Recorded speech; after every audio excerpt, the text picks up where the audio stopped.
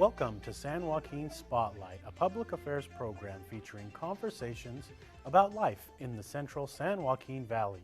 This program is brought to you in partnership between KFSR 90.7 FM and CMAC Fresno. I'm your host, Sevag Tateosian. Today we're going to hear about an organization that's been in Fresno for a very long time. This organization is called the ARS Sophia Chapter, with our guests, Ohanian, Angele Ohannessian, and Hagop Ohanessian. Welcome to the program. We're all Ohanians. Yeah, you're all with the OH beginning. So let's start first by talking to you, Angele. Talk a little bit about what this local branch of this organization is. Well, the Armenian Relief Society is a relief organization. Mostly it started to help the genocide victims or the orphans of the genocide, the Armenian genocide. It started in 1910, but in Fresno it started in 1915.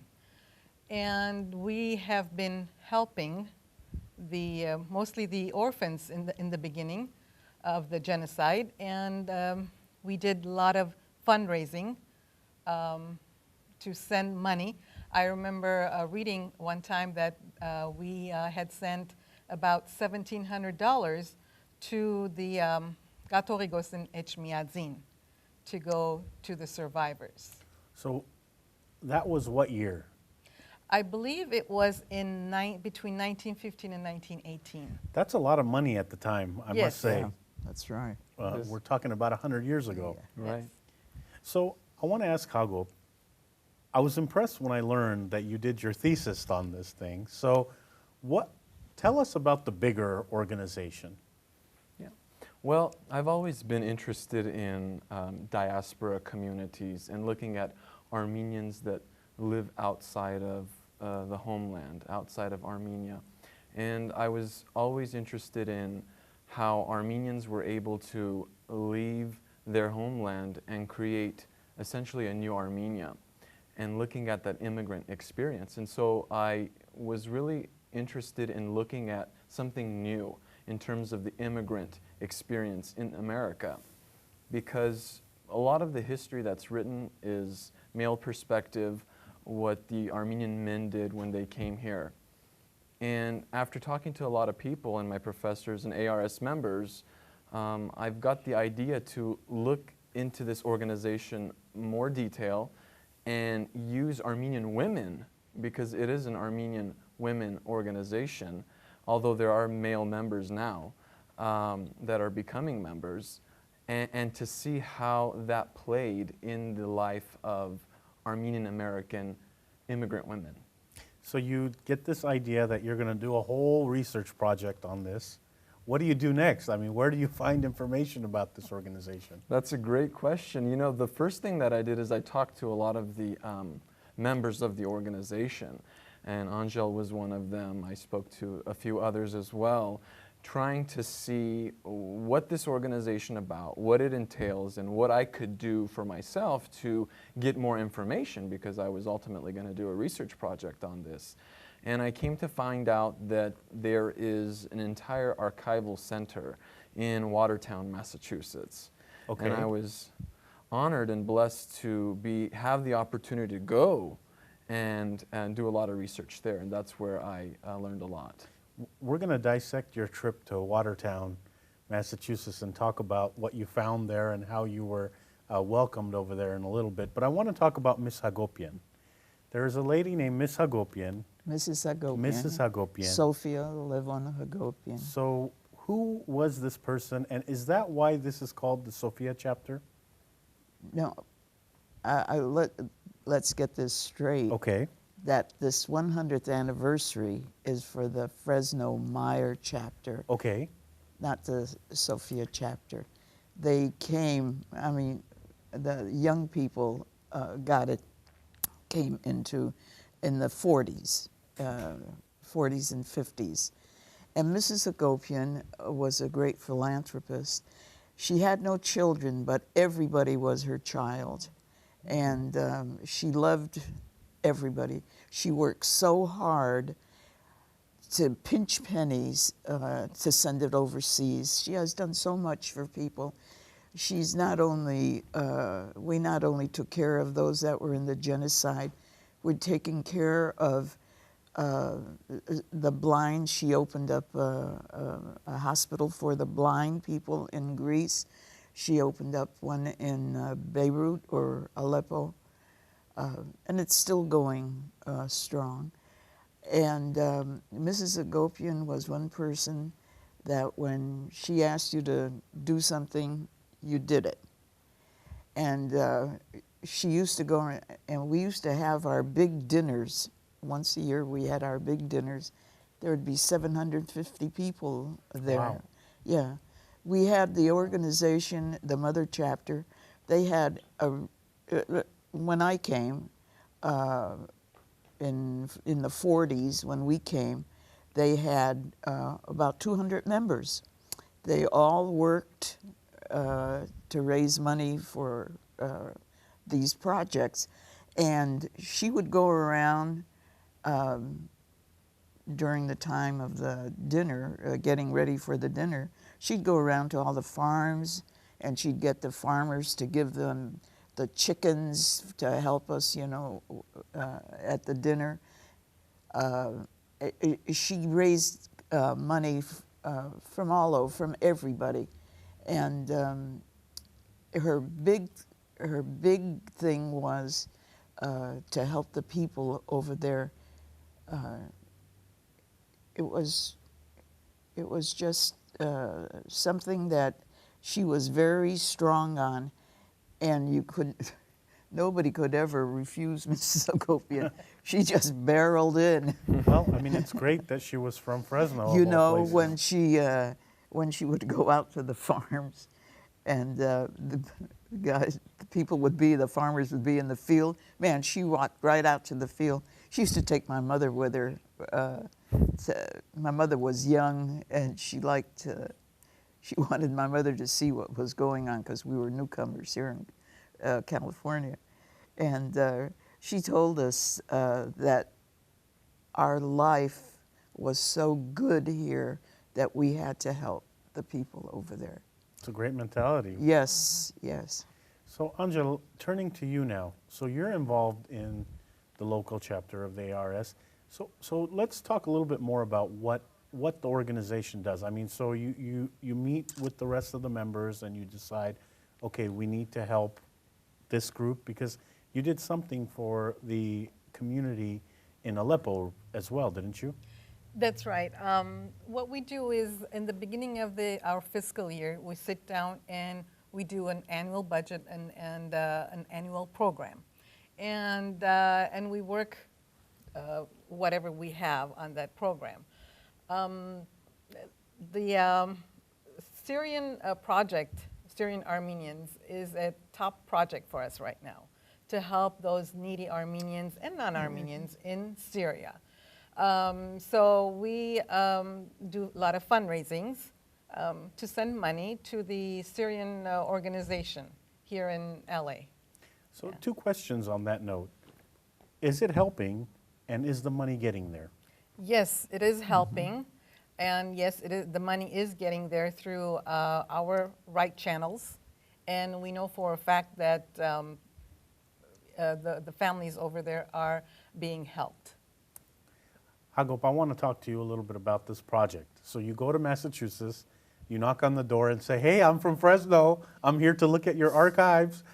Talk a little bit about how that goes. Right. Well, after talking to a few of the members here, I want to sort of talk about how I was able to go there. It wasn't just a matter of, hey, I'm here. But although it seemed like that, but a couple of individuals, Rosie Bedrosian, who at the time, or I believe is currently still serving on the National Executive Board, who has connections and ties with the offices there. And through her and through the whole process, I was able to go in the summer of 2011. I went in late, I believe it was July, and East Coast is very humid at that time. So Humid and hot.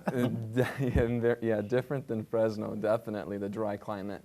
But it was a very awesome experience in that, one, I met wonderful people who run the administrative offices there, the headquarters, as we can call it, which is, the headquarters is now in Boston, Massachusetts, or in Watertown, in this building, Hydenik building they call it, and there are other Armenian cultural organizations that also have offices there. And one of the most amazing people that I met there was a man named, they call Angele Ohannessian, or Mr. Papazian, who is the lead archivist at the ARS headquarters. And this man is a walking dictionary. Encyclopedia. Encyclopedia when it comes to the ARS, when it comes to the ARF, the Armenian Revolutionary Federation, because they also have an archive there as well in the same building. And he pretty much took me through the entire archives there. And there's so many things there in terms of material. I was able to look through primary sources such as meeting minutes from the inception of the organization in 1910, agenda items of these women. I was able to look through magazines that they had published, the ARS published, called the Hayr, or the Armenian Heart. Journal articles, correspondence, as Angele talked about earlier, letters to the Catholicos in Armenia stating that we need help here. We need help. There are victims, there are orphans, and what these women can do. And I was able to look through a lot of those materials and use it in my paper.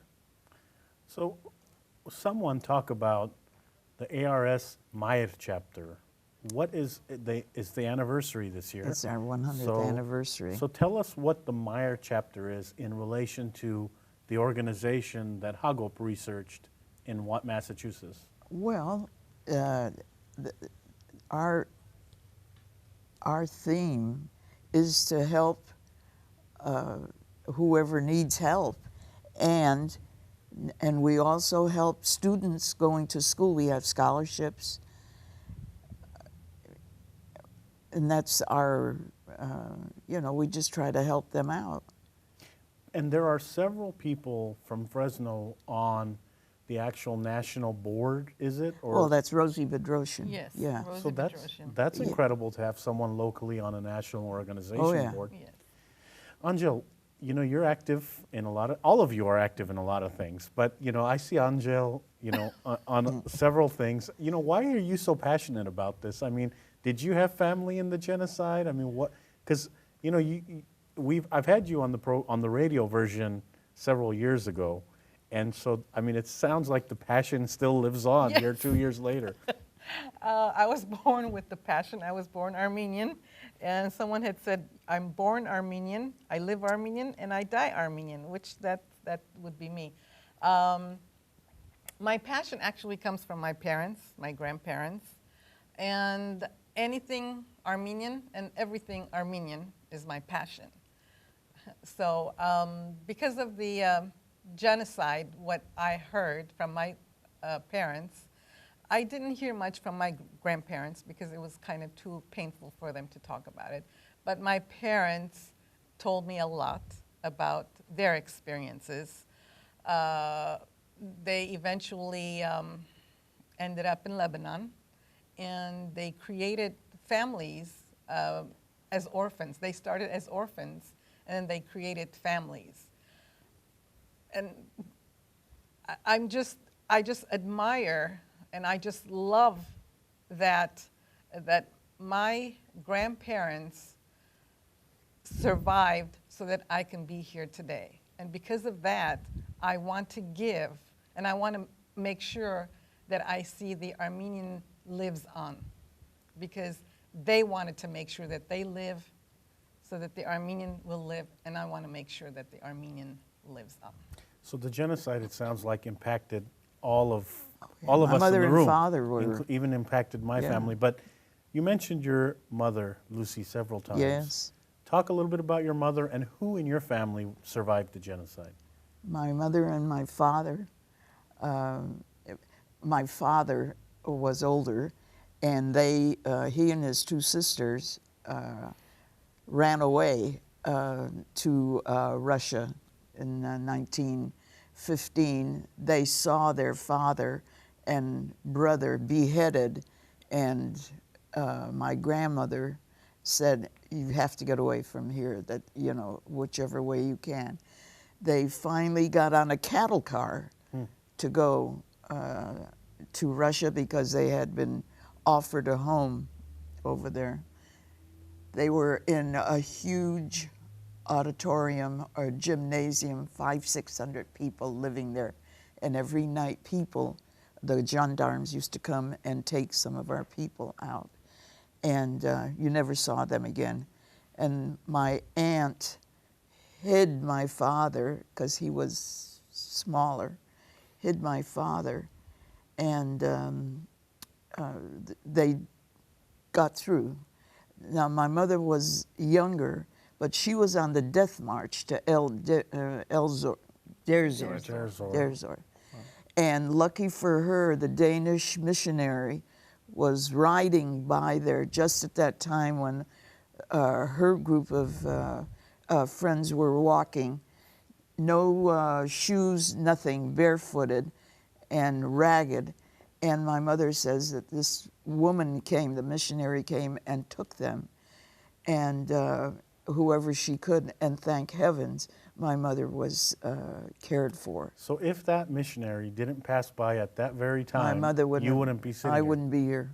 Incredible. And are we finding a lot of people in Fresno with these kind of stories? They have the same story. There's a lot. When we came here in the 40s, they told us that there were people here from the same orphanage that my mother was at, which she had not kept up with because we were from back east.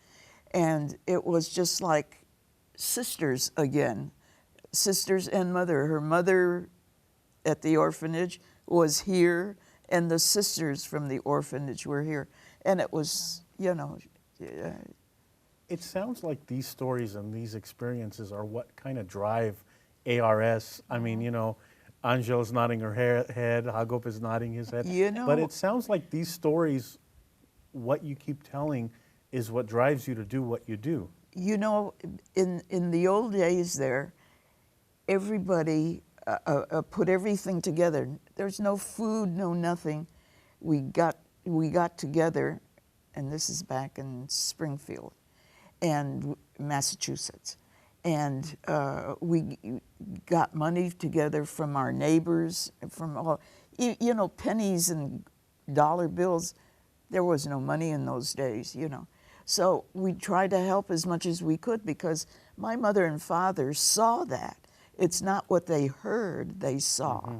There were actual witnesses. There were actual witnesses. I want to go to Hagop and talk a little bit about Hagop's family connection, not only to the genocide, but to Syria, because, you know, I know members of your family, and I know that you have connections in Syria. You have actually family there. So tell us a little bit about, you know, the genocide. Did it impact your grandparents? I believe it impacted my great-grandparents who were living in Harpert. My dad's side is from Harpert, and I believe that my great-grandfather was involved in some of these marches as well, and eventually settled in Aleppo, which prior to this conflict, many Armenians lived there, estimated over 100,000 people. And I myself was born in Aleppo, Syria. Very tragic to what has taken place in Syria, because we talk about diaspora, we talk about Armenians that live outside of Armenia, which I'm interested in a lot. And what Aleppo, what Damascus, what Syria as a whole, as far as the Armenian community was able to do, essentially create a new Armenia. The cultural organizations, the church institutions, the athletic organizations, I mean, you name it, everything Armenian that Angele's talking about preserving, you could find in Syria and in Aleppo. I wasn't able to see a lot of Aleppo because I moved here when I was 2. We immigrated in 1990. But as you mentioned, I do have a lot of family there. My immediate family was my uncle, who fortunately has found refuge in Beirut, Lebanon. He's been there for 3 years now. But through an Armenian humanitarian organization based in Montreal, is actually going to be leaving Lebanon too to go to Montreal. So he's actually going to be taken very soon. They've given their passports. So in the near future, they should be settling in Montreal. But my mom still has cousins there. She has some aunts from her father's side, from my grandpa's side. You know, occasionally we get a chance to speak with them. They say that just not too long ago, my mom was saying how my aunt said that they hadn't had water for 3 weeks. Wow. Electricity is not available during the day. I mean, maybe 2-3 hours at most. But a lot of people have been impacted, definitely. Angele, you're from Beirut. Yes, Talk a little bit about the community in Beirut, and I'm sure there's an ARS chapter there. Oh, yes. Oh, how many? Yes, I was born there, and I came to the United States with my family when I was 13 years old. So, and yes, there is an ARS chapter over there. I was fortunate enough to see the chapter members in Aleppo, Syria. 2010, we had a trip there. The ARS had a trip there in Aleppo, Syria, and then we flew to Armenia, celebrating the 100th anniversary of the Armenian Relief Society, Inc.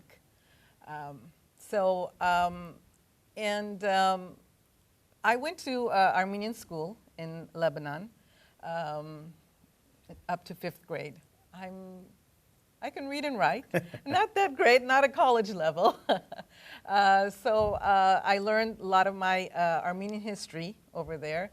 And a lot of the passion came from all the Armenian students being together and learning the history and all the beautiful songs and our churches and all that. When I came here, I didn't have all that.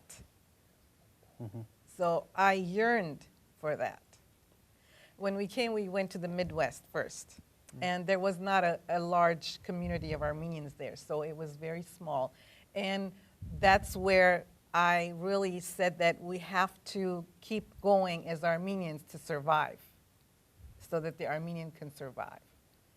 So when we came here, we were fortunate enough to be amongst many Armenians here, and we still continue to be Armenians, so that and we love the organizations. We went in, along with my sisters, we became AYF members. And then once it came to the time that I graduated from the AYF, I chose to become an ARS member to continue my heritage, to continue my love for my people. So we're running out of time this week on the program, but what's next for the local ARS chapter? I mean, are you still looking at funding projects worldwide? Always, I mean, always. Is there anything that our audience members can do to help out your mission? Well, we have a 100th anniversary celebration on September 13. Okay. And we asked the community members to come and support the 100-year-old organization of the MICE chapter. It's going to be at the Holy Trinity Armenian Apostolic Church after church services, 1 o'clock. And everyone is welcome to come and support. Supporting us is supporting the Armenian people.